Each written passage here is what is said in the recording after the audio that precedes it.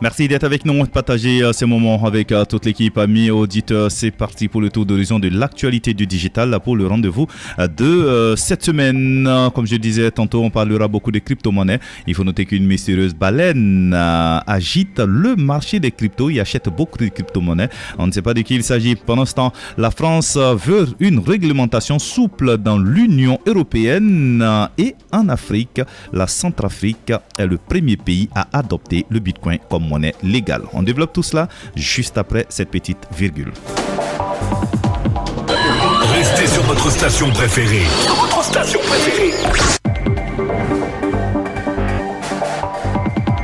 Les influenceurs ne parlent que d'elle depuis des mois. Une mystérieuse baleine achète régulièrement des sommes astronomiques de Bitcoin pour les revendre ensuite à des niveaux plus élevés, emmagasinant une petite fortune au fil des mois. Dans le jargon, une baleine est un investisseur qui dispose d'une quantité non négligeable d'un certain actif au point de pouvoir influencer le cours du dit actif en achetant ou revendant une partie de son portfolio à des moments clés. La baleine dont nous parlons aujourd'hui est devenue une véritable star des réseaux sociaux et suscite à la fois l'admiration et la crainte des influenceurs. Son portfolio complet et la totalité des opérations peuvent être consultées en ligne grâce au miracle de la blockchain. À l'heure actuelle, son compte affiche un total de 125 552 bitcoins, soit environ 5 milliards de dollars. Des chiffres qui donnent le tournis. Pendant ce temps, le mois dernier, les législateurs européens ont voté en faveur de nouvelles mesures de protection. Celles-ci concernent le traçage du Bitcoin et d'autres crypto-monnaies. Deux chantiers législatifs dédiés aux actifs crypto sont donc en construction. Le MiCA pour réguler le marché et le TFR pour le transfert des fonds. Témoin de leur élaboration, l'écosystème blockchain mondial s'inquiète de la qualité du règlement, fruit des institutions européennes. C'est ainsi que plus de 40 dirigeants d'entreprises de crypto-monnaies ont insisté sur plusieurs points auprès de l'Union européenne. Dans une lettre, par exemple, ils ont demandé de ne pas exiger les entreprises de crypto-monnaies qu'elles divulguent les détails de leurs transactions. La République centrafricaine a officiellement adopté le Bitcoin comme monnaie légale. Il est désormais accepté comme un moyen de paiement légal dans tout le pays. L'annonce a été faite le mercredi par le bureau du président. Les législateurs centrafricains ont adopté à l'unanimité un projet de loi qui a fait du Bitcoin une monnaie légale aux côtés du franc CFA. Il a également légalisé l'utilisation des crypto-monnaies. Le projet de loi a été parrainé par le ministre des Finances et du Budget, Calix Nganongo, et le ministre de l'Économie numérique, des Postes et des Télécommunications, Gourna Zako. Faustin Archange Touadéra, le président, a signé la mesure en tant que loi, a noté que la décision législative unanime en faveur du projet de loi est intervenue après l'opposition initiale de certains partis au Parlement. C'est ainsi que les citoyens de République centrafricaine sont désormais autorisés à utiliser la monnaie numérique au même titre que le dollar américain, la monnaie officielle depuis 2 décennies. Autrement dit, ils pourront s'en servir pour payer n'importe quel bien ou service. Ce nouveau virage fournit par ailleurs un cadre réglementaire pour les crypto-monnaies dans le pays, une autre première sur le continent africain. Cette démarche place la République centrafricaine sur la carte des pays les plus audacieux et les plus visionnaires du monde, a déclaré Obed Namsio, le chef de cabinet, dans un communiqué. De son côté, le Fonds monétaire international FMI a mis en garde contre les risques importants associés à l'utilisation du Bitcoin pour la stabilité financière, l'intégrité financière et la protection des consommateurs et contre l'émission d'obligations adossées à des Bitcoins, rapporte l'AFP. Restez sur votre station préférée. On parle à présent de cybersécurité dans ce JP.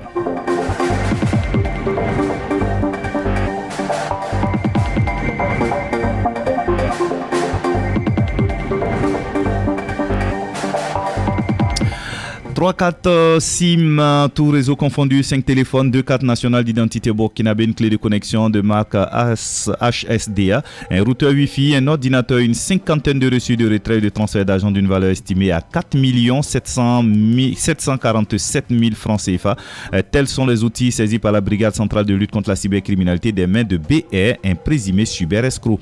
Son intervention fait suite à de multiples plaintes de victimes enregistrées à travers la division des enquêtes. C'est ainsi qu'avec la collaboration des mêmes victime, ce présumé cyber-escroc de 28 ans, a été mis aux arrêts. Il s'était spécialisé dans l'escroquerie en ligne via les fausses ventes d'articles en ligne. Sur son mode opératoire, B, en complicité avec ses acolytes résidant dans un pays voisin, avait créé un groupe WhatsApp, Facebook et WhatsApp, à travers lesquels il faisait la promotion de ventes d'articles composés de sacs à main, de chaussures et de mèches naturelles à des prix défiant toute concurrence. Dès lors qu'un client intéressé par les 10 articles passe une commande, il lui exigeait le paiement préalable de la totalité de la commande. Ainsi aussi, il est convenu avec la victime que sa commande lui sera livrée via une compagnie de transport de la place. Malheureusement, ce soi-disant colis ne parviendra jamais et la victime est immédiatement éjectée des différents groupes dès qu'elle finit d'effectuer les différents paiements relatifs à la commande et aux frais d'expédition.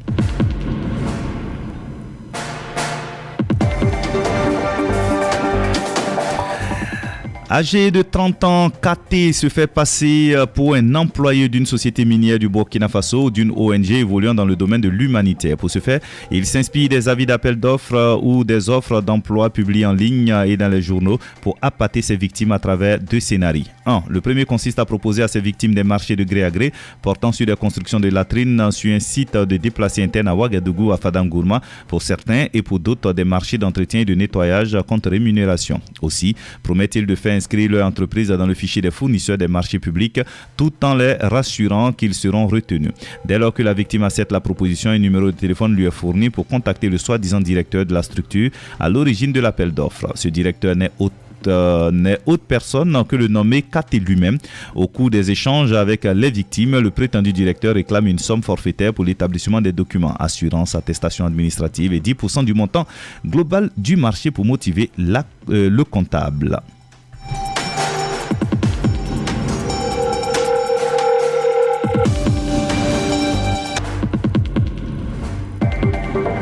Dans le second scénario, KT entre en contact de façon aléatoire avec ses victimes en se faisant passer pour un agent d'une société minière âgé de notifier à des prétendues personnes ayant soumis leur dossier à la mine qu'elles ont été retenues. Une fois que la victime signifie au nommé KT qu'il s'est trompé, 2 correspondants, alors KT présente dans un premier temps ses excuses avant de proposer à la victime qu'une des places à pourvoir est toujours disponible. Par la suite, la victime est invitée à honorer les frais de dossier pour confirmer sa place des réceptions des frais, il prend le soin de bloquer la victime. Au thème de l'enquête, la brigade estime le préjudice causé par KT à 2 millions de francs CFA. Ainsi, KT a été déféré devant le parquet pour répondre des faits qui lui sont reprochés. Et puis cette alerte également de la brigade centrale de lutte contre la cybercriminalité au Burkina Faso depuis quelques jours circule sur les réseaux sociaux, notamment Facebook, WhatsApp et autres canaux de communication, un message portant sur un formulaire de demande du Fonds national d'autonomisation des jeunes 2022, strictement réservé pour les étudiants et les propriétaires d'entreprises dont l'âge est compris entre 13 et 65 ans. Ce message invite tous les candidats à vérifier leur éligibilité et à s'inscrire via un lien intégré dans le message. En effet, le président nigérien Muhammadu Buhari a lancé le 13 octobre 2020 un programme présidentiel d'autonomisation des jeunes visant à créer 774 000 emplois. Ce programme, qui concerne uniquement la jeunesse nigériane, a pour but de la doter des outils nécessaires pour acquérir des compétences dans la création des petites entreprises. Actuellement, le formulaire du dit projet n'est plus accessible sur le site nigérien chargé du projet. Malheureusement, des personnes de mauvaise intention ont conçu et diffusent un lien d'un formulaire faisant état d'un projet de même nature, mais cette fois-ci ouvert à la jeunesse d'au moins 6 pays de la sous-région. La brigade centrale de lutte contre la cybercriminalité invite l'ensemble de la population à se réserver de relayer le dit message et déconseille fortement de cliquer sur le lien ou de renseigner le dit formulaire au risque de compromettre des données personnelles. Toute personne se trouvant avoir déjà renseigné ce formulaire est invitée à passer à la brigade pour une assistance technique.